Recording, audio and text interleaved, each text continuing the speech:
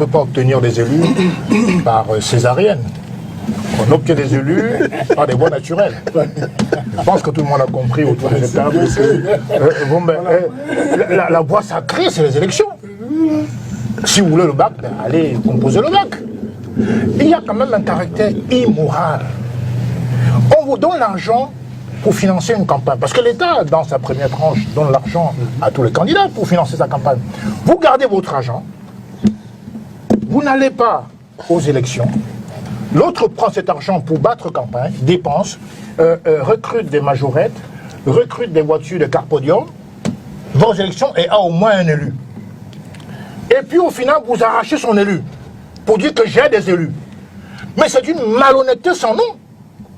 On devrait faire une loi sur l'éthique pour sanctionner ce type de comportement politique. Parce que l'élection, c'est un sanctuaire. Si vous voulez obtenir des jumeaux, il faut copuler, éventuellement.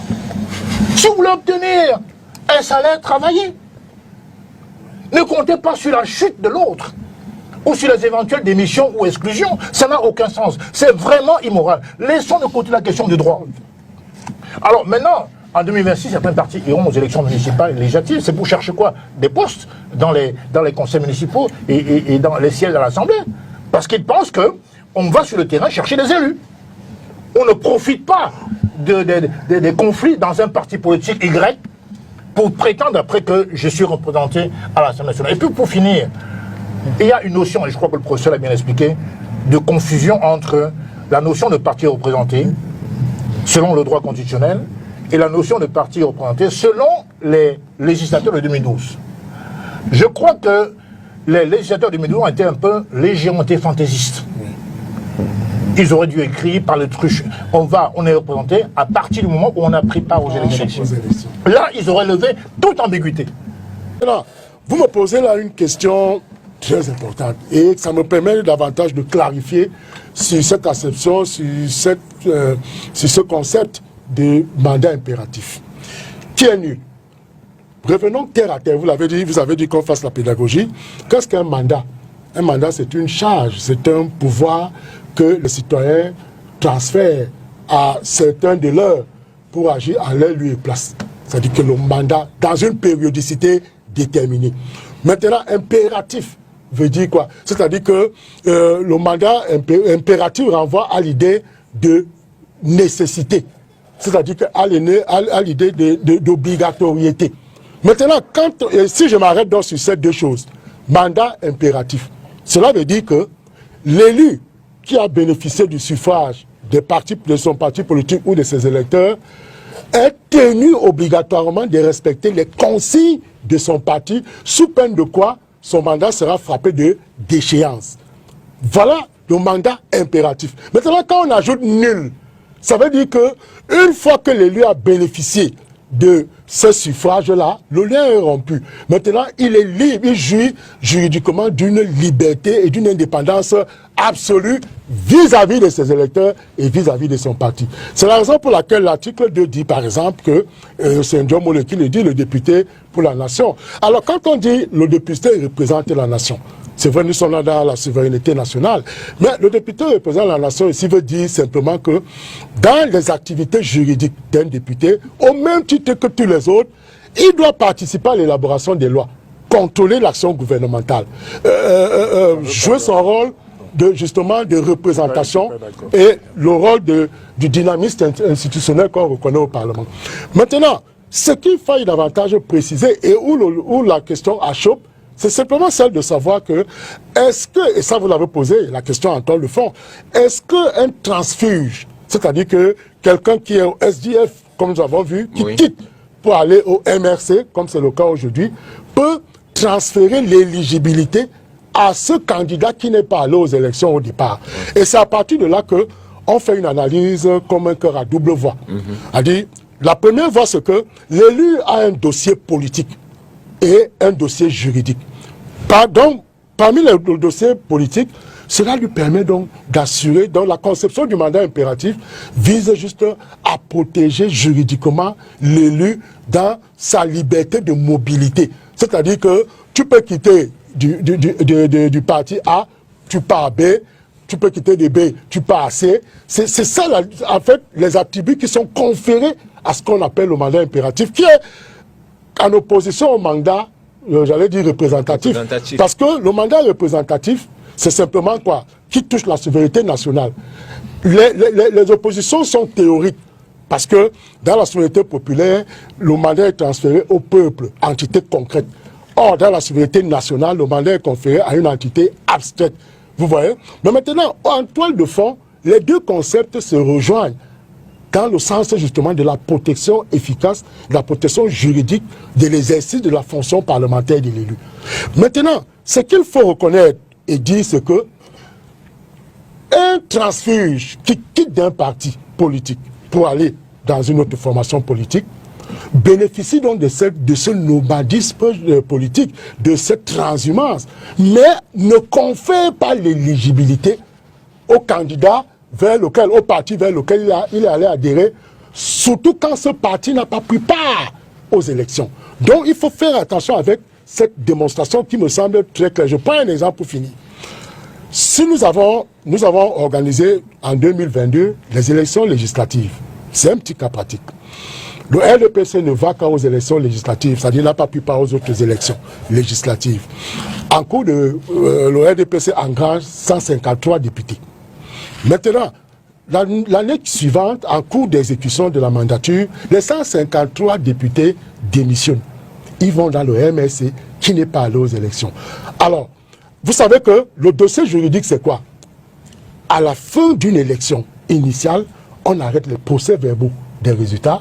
On organise ce qu'on appelle une session de plein droit, où on procède à la validation du mandat en éliminant les cumuls, les inéligibilités, ainsi de suite. Et maintenant, le Conseil constitutionnel prend un arrêt revêtu de l'autorité de la chose jugée. Ça veut donc dire que si l'élu qui quitte du parti A pour aller conférer à un parti B l'éligibilité à son leader, il faudrait donc qu'on bouscule le dossier juridique. C'est-à-dire on reprend les procès-verbaux des résultats, on refait une session de plein droit et on recasse l'arrêt du Conseil constitutionnel pour valider donc cette investiture. Donc voilà, à mon sens, ce que je suis en train d'expliquer par rapport au mandat impératif qui est nul, qui veut simplement dire qu'on assure, on garantit à l'élu la possibilité d'être mobile, d'exercer efficacement ses fonctions d'élu du peuple. Et surtout, je finis par là pour que les autres renchérissent sur la question, il faut relever que le Cameroun, à travers cette disposition, on se rend bien compte que si nous poussons l'analyse, le mandat impératif ne va concerner que les députés. C'est-à-dire que dans le principe, en réalité, ça n'a même rien à voir avec l'élection présidentielle. C'est-à-dire que si on veut rester rigoureux et rigide dans l'interprétation. Mais aujourd'hui, les gens veulent s'appuyer sur ce mandat impératif pour estimer qu'ils peuvent bénéficier de l'éligibilité de leur candidature pour l'élection présidentielle 2025. On a fait les comparaisons avec l'arrêt Edi Mondoumbe. Mais Edi Mondoumbe quitte le SDF pour le RDPC. Mais est-ce qu'il a conféré? Parce que tous ceux qui parlent ne m'ont jamais dit que l'élu qui est quitté a conféré l'éligibilité. C'est toujours qu'il est entré dans un groupe parlementaire, son nom s'est ajouté dans telle autre chose, il bénéficie des financements qui sont prévus par l'État à la matière. Donc pour ma part, je reste dans la logique de ce que le mandat impératif assure la liberté absolue de l'élu, mais ne lui donne pas la possibilité de conférer l'éligibilité à un parti, surtout qui n'est pas allé aux élections. D'accord, Thierry. Oui, je suis d'accord avec la deuxième partie développée par le professeur Luisan et Somba quand il dit que le mandat représentatif, contrairement au mandat impératif qui est nul, consacre plutôt la liberté de conscience, la liberté de vote, la liberté d'exercice de la fonction de député. Je suis d'accord. Mais parce qu'il avait démarré en disant que non, le mandat représentatif consiste plutôt pour le député à voter les lois, à être... non, tu as commencé par ça. Non, donc là tu t'es bien repris après, et je suis tout à fait d'accord. Bon, maintenant, je pense qu'il faut rappeler aux uns et aux autres que la loi qui consacre les conditions d'éligibilité, c'est le code électoral. Il y a des candidats qui sont égarés par leurs égarements, qui, effectivement, vont puiser dans la Constitution pour se donner une certaine virginité. Quand vous prenez un acte politique, par exemple de boycott, vous connaissez les conséquences juridiques. Vous connaissez les conséquences juridiques. Parce qu'il y a deux notions dans la notion de parti représenté. En termes de droit constitutionnel, on l'a dit, le mandat représentatif, le parti représenté, veut dire que, ne veut pas dire forcément que le député doit suivre les consignes de son parti ou de ses électeurs. C'est-à-dire que le député, dans le sens du Conseil constitutionnel, article 15, alinéa 2, le député représente l'ensemble de la nation, eh bien, ça veut tout simplement dire qu'il représente l'intérêt général. Dans le sens du droit constitutionnel. Dans le sens du droit électoral, de l'ECAM ou du code électoral, ça veut tout simplement dire qu'il y a eu peut-être une erreur d'écriture. Qu'est-ce qu'on entend par parti représenté? Et c'est là qu'on a un sentiment de contrariété ou de non-conformité avec la Constitution. Mais là, on ouvre une autre brèche qui est peut-être une action en inconformité de la Constitution. C'est-à-dire que si on avait écrit tout parti ayant pris part aux élections, ça aurait été beaucoup plus clair. Mais je ne pense pas que le législateur de 2012 voulait dire que ceux qui ne vont pas aux élections peuvent profiter des transfuges politiques d'autres partis politiques. Donc je crois qu'il y a une ambiguïté à ce niveau. Mais maintenant, si on pense que la loi n'est pas conforme à la Constitution, il y a un formalisme procédural qui consiste soit à saisir le Conseil constitutionnel s'il s'agit d'une loi organique, ou à saisir les tribunaux ordinaires. Il y a un candidat en 2011, je crois c'est Vincent Sossen-Foula, qui avait fait la même demande. Et le Conseil constitutionnel a dit que non, je ne suis pas compétent. Il a renvoyé l'affaire au tribunal administratif. La Cour suprême, vous l'avez dit. La Cour suprême à l'époque. Oui, à l'époque. Donc ça veut dire qu'un candidat qui n'a pas participé aux élections 2020, s'il veut engager une procédure de non-conformité de l'article 121 alinéa 2 par rapport à la Constitution, doit engager une procédure, soit devant les tribunaux ordinaires, soit devant le Conseil constitutionnel. Parce que dans son rôle de juge des élections, soit en pré-contentieux, soit en post-contentieux, il ne peut pas apprécier la constitutionnalité d'une loi par rapport à la Constitution. Hein? Il a deux rôles, le Conseil constitutionnel. Il est juge du contentieux, préélectoral ou post-électoral. Il est chargé aussi de la régularité d'une loi par rapport à la Constitution. Mais si un candidat qui se trouve lésé dans le cadre d'un jeu électoral saisit le Conseil constitutionnel, eh bien, ce dernier va le renvoyer au tribunal ordinaire, ce qui prendra un certain temps. Il faut simplement retenir que un mandat, ce n'est pas le mandat dans le sens du droit privé, où vous donnez mandat à un huissier, à un notaire pour aller vous représenter, ou en termes un mandat judiciaire, non. C'est une fiction administrative. Ça veut dire quoi? Ça veut dire que le député exerce une fonction. Ce n'est pas une bouteille d'eau que vous transportez, que vous pouvez vendre, commercialiser, non. Vous ne négociez pas votre mandat. On vous investit. Dès lors que vous prêtez serment, vous prêtez serment, vous êtes devenu député ou conseiller municipal de la communauté qui vous a élu. D'accord. Donc il faut simplement que les gens comprennent que quand on dit le mandat en termes du droit constitutionnel, ce n'est pas quelque chose qui est votre propriété. Vous avez une fonction. Quand vous sortez de votre parti, vous ne laissez pas au parti. Et vous ne donnez pas au parti où vous allez non plus. Donc on n'est pas député, on n'est pas parti représenté parce que vous avez accueilli un adhérent, exclu ou démissionnaire. Et ça, c'est un élément très important. On est mandataire parce que la loi vous a conféré ce droit de représenter soit le conseil l'arrondissement, soit les régions, soit les départements pour le conseil régional, soit le peuple pour les députés. D'accord. C'est de ça qu'il s'agit. Et puis, pour terminer, l'interprétation finale sera donnée par le Conseil constitutionnel. Mais on connaît sa réponse d'avance. Donc ce qu'il s'agit, c'est pour rien du tout. On ne connaît pas sa réponse à l'avance. Non, on connaît sa réponse. Célestin Diamène, on s'achemine vers la fin de l'émission. Alors finalement, que retenir?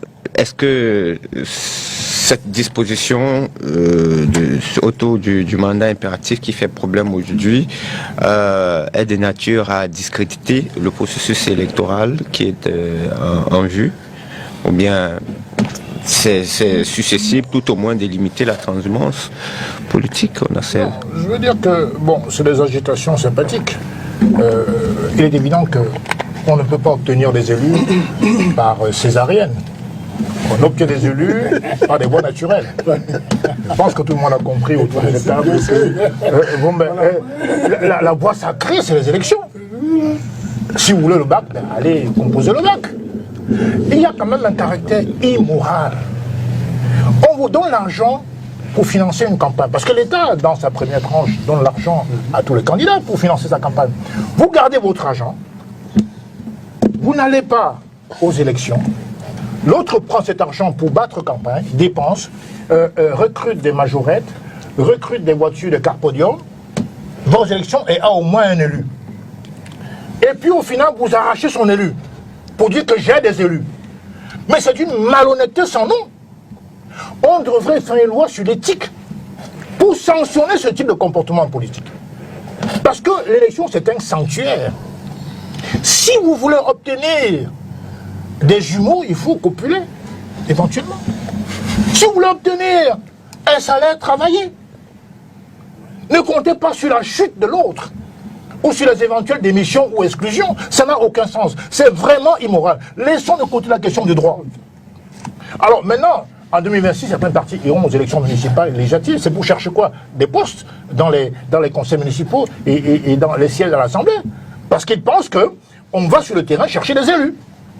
On ne profite pas des conflits dans un parti politique Y pour prétendre après que je suis représenté à l'Assemblée nationale. Et puis pour finir, il y a une notion, et je crois que le professeur l'a bien expliqué, de confusion entre la notion de parti représenté, selon le droit constitutionnel, et la notion de parti représenté, selon les législateurs de 2012. Je crois que les législateurs de 2012 ont été un peu légèrement fantaisistes. Ils auraient dû écrire par le truc, on est représenté à partir du moment où on a pris part aux élections. Là, ils auraient levé toute ambiguïté. Parce que les profiteurs sont à l'affût. Il y a des juristes qui sont dans le juridisme pur. Ils sont là quand ils ont le pied cassé, ils essaient de se relever par une béquille, et la béquille, c'est la Constitution. Qu'est-ce que la Constitution a à voir? Oui, c'est la fraude juridique. Nous sommes dans une espèce de vaudou politique, ou socio-juridique, politico-juridique, pardon. Donc, en vérité, il faut bien faire la différence entre la Constitution, qui organise les pouvoirs publics, les libertés fondamentales, et la loi, qui organise les conditions d'éligibilité, et rien que la loi. Je voulais terminer en disant ceci. Une loi qui n'est pas claire n'est pas une loi inapplicable. Non. Parce qu'ils veulent faire croire que comme c'est ambigu, donc ça n'est pas applicable. La loi claire, peu claire, est toujours applicable, jusqu'à ce qu'il y ait une loi rectificative. Tant que l'article 121 alinéa 2 n'est pas corrigé, cette loi s'applique selon les jurisprudences antérieures. Pourquoi M. Franklin Difford a eu besoin du parti de M. Monté à Banca pour être candidat? C'est parce que c'est l'article 121. M. Cabral a eu besoin de Kouvanda pour être candidat. Et M. le bâtonnier Kéré a eu besoin du parti de son frère, l'AFP, pour être candidat. Pourquoi pour les beaux yeux de quelqu'un, on viendrait aujourd'hui refaire la loi pendant le match? Les règles du jeu ne se changent pas pendant le match. C'est après le match éventuellement. D'accord, pour terminer maintenant, vous permettez qu'on donne le soin aux juristes sur le plateau de professeur de droit à l'université.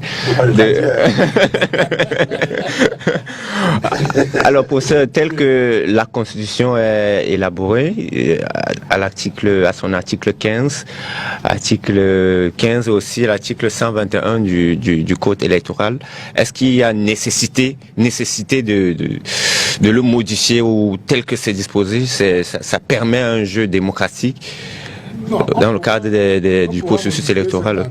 Quand on va rétablir une nouvelle constitution, parce que chez nous, le contrôle de consulter par voie d'action n'est pas autorisé. Le juge le dit dans l'affaire Sanda Obangui.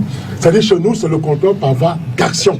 C'est-à-dire qu'avant qu'on tue la loi dans l'œuf, mais dès que l'œuf sort, c'est-à-dire que l'embryon sort de l'œuf, il n'y a plus un contrôle possible. Donc pour l'heure, qu'est-ce qu'il faut faire sur le plan technique? C'est qu'en établissant une nouvelle constitution, on va tout faire pour que ces dispositions soient conformes à la loi fêtière qu'est la constitution. Parce que vous savez que dès qu'il y a la constitution, les autres normes infraconstitutionnelles fuient. Un peu comme si c'est un Junju. Ouais, un peu. Donc, c'est de ça qu'il s'agit. Maintenant, moi, je voudrais dire, monsieur Olivier, je pense que le Cameroun est un pays particulier. Quand vous avez la possibilité de diriger un pays comme le Cameroun, où comment dire, les ethnies sont plus nombreuses que les jours de l'année, cela doit tenir d'une gageure. Et c'est la raison pour laquelle moi je pense que sur le plan politique, et on l'a évoqué tout à l'heure, nous avons eu cette année une inscription massive sur les listes électorales, ce qu'on n'avait pas eu avant.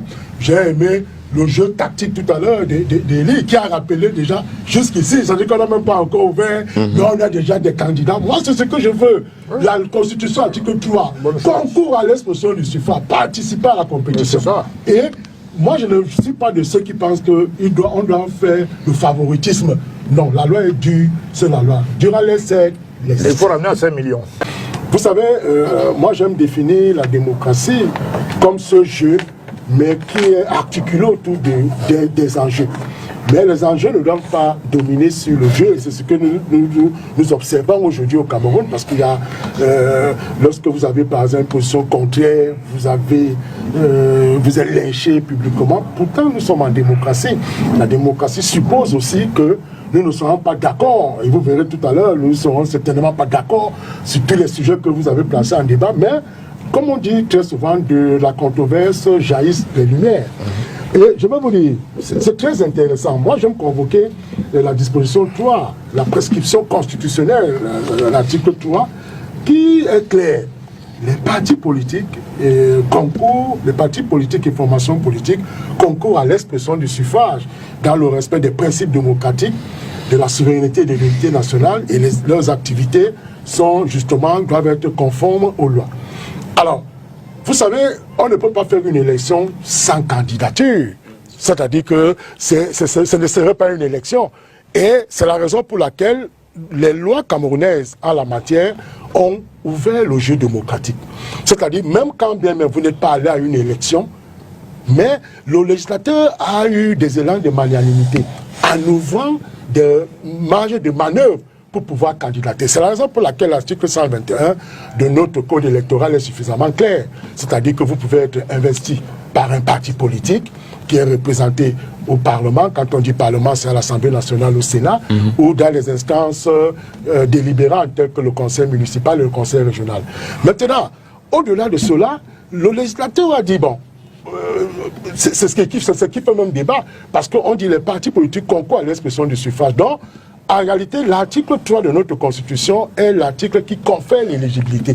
Mais l'article 121, alinéa 2, revient dire que, bon, même si vous n'êtes pas allé aux élections, on ouvre l'opportunité, la perspective d'une candidature indépendante. Mais pour cela, il faut réunir 300 signatures à raison de 30 par région. Ça fait 3. Donc, vous convenez avec moi que le jeu démocratique est ouvert lorsqu'on se réfère à nos dispositions, que ce soit les dispositions constitutionnelles ou les dispositions législatives en la matière. Donc pour l'heure, nous pensons que c'est tout cela, la démocratie, la participation des acteurs politiques dans la vie politique de l'État à travers la recherche des postes électifs, députés, maires, conseillers municipaux, pourquoi pas conseillers régionaux. Donc voilà un peu, j'étais au premier jet.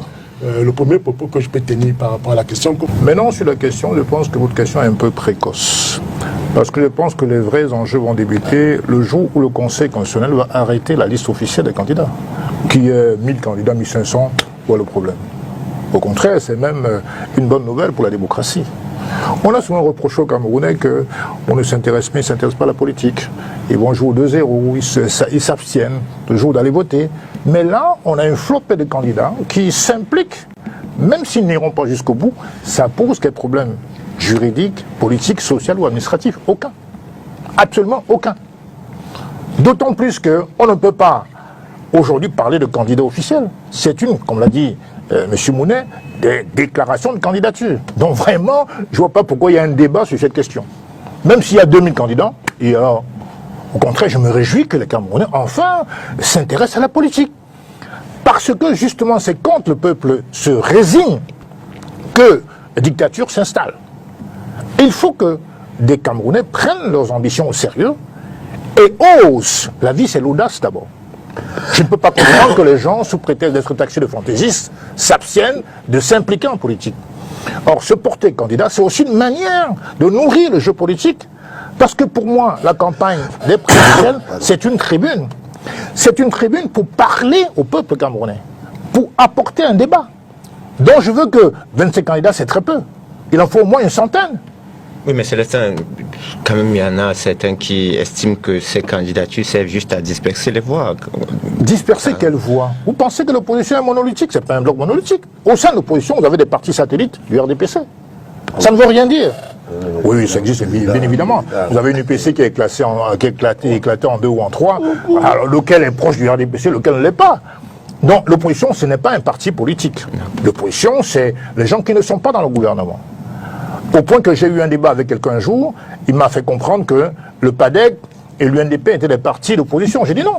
À partir du moment où tu es dans la majorité présidentielle, tu n'es plus de l'opposition, puisque tu exécutes la politique définie par le président de la République. S'opposer, c'est avoir une alternative à la politique menée par le gouvernement. Donc quand vous entrez au gouvernement, quand vous êtes ministre ou sous-ministre, ou ministron d'ailleurs, ben, vous appliquez une politique définie par le président. Donc vous ne pouvez plus être opposant. Donc maintenant, ceux qui sont hors du gouvernement ne sont pas moins, ne sont pas plus opposants. Parce qu'il y a des gens qui, dans l'opposition, sont très proches du gouvernement. Même s'ils ne sont pas dans le gouvernement. Donc, c'est pour dire qu'il faut éviter de confondre les gens en disant que l'opposition, la dispersion, ça ne veut rien dire. Regardez au Sénégal, le PASTEF n'a pas fait d'alliance. Et pourtant, ils sont venus largement en tête, ils ont écrasé le parti de Macky Sall, ils étaient largement en tête. Donc, ça dépend de l'offre que vous faites aux citoyens. Si, par exemple, le RDPC, le PCRN à part, fait une bonne offre aux citoyens, ben, l'élection présidentielle, c'est quoi? C'est un contact, une rencontre entre un homme avec son programme et les électeurs. Le fait de faire l'alliance démontre quelque part votre faiblesse par rapport au parti au pouvoir. Parce que si on était fort, s'il y avait un parti fort dans l'opposition, ils n'ont pas besoin de coalition. S'il y a coalition, c'est parce qu'on n'est pas en mesure tout seul de battre le RDPC. Pourquoi le RDPC ne fait pas coalition? Bon, évidemment, on sait qu'il y avait l'UNDP dans le Grand Nord, tout ça. Bon, mais en général, le RDPC n'a même pas besoin d'alliance pour gagner. Déjà par ces méthodes que vous connaissez depuis 1992, et parce qu'en plus, le FSNC, l'UNDP et l'ANDP ne pèsent pas si lourd que ça dans le Grand Nord. Parce qu'ils ont toujours été battus par le RDPC. Donc, je suis en train de dire qu'il faut que les Camerounais qui sont attirés par la candidature à la magistrature suprême préparent leur programme politique. Et j'invite ceux qui sont censés les consommer, c'est-à-dire les électeurs au final, puissent aussi se donner la peine de lire les programmes politiques. Pourquoi je dis ça? Parce que malheureusement au pays, très souvent, qu'est-ce qui se passe? Il y a un lien entre le vote et l'appartenance tribale du leader politique. Et ça me pose un problème. Ça veut dire que par paresse ou par culture tribale, les Camerounais vont voter le frère ou l'ami. On devrait au contraire voter le programme politique. Et regardez la répartition des votes très souvent. Vous regardez, par exemple, 1992, 4 195 000 votants. 1 180 000 se sont abstenus. Dans les 4 millions, il y a 1 195 000 qui ont voté pour M. Paul Biya. Et le centre, le sud et l'est, et un peu le nord, ont voté massivement pour le président Paul Biya. Nigel Frondi, qui arrive avec 36% des voix, est plébiscité dans le Nozo. Et on peut dire la même chose en 97, en 2004, 2011, 2018.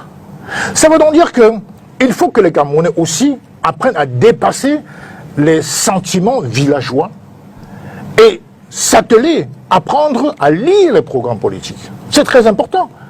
Parce qu'on envie aux autres la culture politique, mais nous, qu'est-ce qu'on fait pour promouvoir, faire prospérer le jeu politique au pays? Il faut que les jeunes, notamment, apprennent aussi à être curieux, à aller regarder sur les sites les programmes politiques des différents candidats. Il ne s'agit pas seulement de compter qu'il y a 27 candidats, mais les 27 candidats disent quoi? Ils proposent quoi? Le moment venu, quel choix j'aurais à faire par rapport à quoi? Maintenant, si parmi les 25 candidats, il y a 15 qui disent la même chose, mais parmi les 15, choisissez le plus crédible. C'est très simple. Et même si on réunissait tous ces 15-là, vous prenez toutes les élections, il y en a eu 5 depuis 92. 92, 97, 2004, 2011, 2018. Le deuxième, en dehors de 92, il y a toujours un écart d'environ 50 points entre le premier et le deuxième. 97, Paul Biya 92% de voix, de suffrage, Ogbelen 2%. 2004, Paul Biya 77%, Nijong Froundi 11,70%. 2011, 2018, M. Kanto 14%, Paul Biya 70%. Donc même si tous les opposants là derrière, les 15 ou 20 candidats derrière, additionnaient leurs voix, n'attendraient même pas 20%. Alors posons-nous la question. À quoi sert finalement, depuis 92, en dehors de 92, les coalitions? Ça veut dire que la chose la plus importante, ce n'est pas tellement l'inscription massive, c'est le code électoral. Qu'est-ce qui se passe? Est-ce que le président a réellement eu 70%? Est-ce que Froundi avait réellement eu 36%? Qu'est-ce qui se passe dans le code électoral? Parce que si le code électoral était réformé, ce qui est mon combat prioritaire, je pense que là, on pouvait dire, effectivement, il y a une transparence des votes et il faut, bien sûr, envisager dans ce cas-là les coalitions. Mais aujourd'hui, les coalitions, c'est pour répondre à un défi lancé par le peuple. Mais le problème principal pour moi, c'est la réforme du code électoral. L'article 19 dit par exemple qu'après la clôture des votes, il faut 15 jours pour proclamer les résultats pour la présidentielle. Pourquoi 15 jours? Le Niger, le Gabon, pardon, a proclamé ses résultats le même soir. Vous avez le Nigeria, ils sont beaucoup plus nombreux encore. Donc il y a les moyens technologiques et comment dirais-je, les moyens techniques pour avoir le même soir les résultats. Pareil pour le Bénin. Alors pourquoi nous on attend 15 jours? À quoi ça correspond les 15 jours?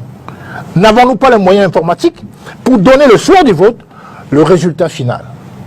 Donc il y a un problème urgent de la réforme du code électoral. Je termine en disant ceci.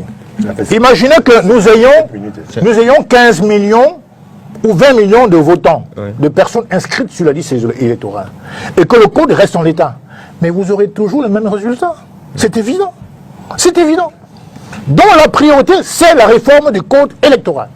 D'abord. Tout à l'heure, est-ce que ces deux dispositions prévues dans le code électoral suggèrent des restrictions ou alors c'est taillé sur mesure comme certains le disent? Écoutez, j'ai eu à le souligner tout à l'heure avec beaucoup d'emphase en indiquant que notre législateur a ouvert le jeu démocratique.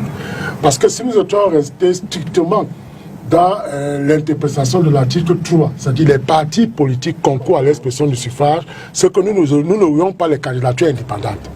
Parce que les candidatures indépendantes, on dit bien, c'est-à-dire si tu n'es pas représenté dans toutes ces instances que nous avons citées, le législateur a dit que bon, maintenant tu peux actionner une candidature indépendante, à condition que tu réunisses 30 signatures par région. Et c'est ce qui te fait donc 300. Donc pour ma part, je ne pense pas qu'il y a restriction de l'ouverture des candidatures, mais il y a plutôt ouverture.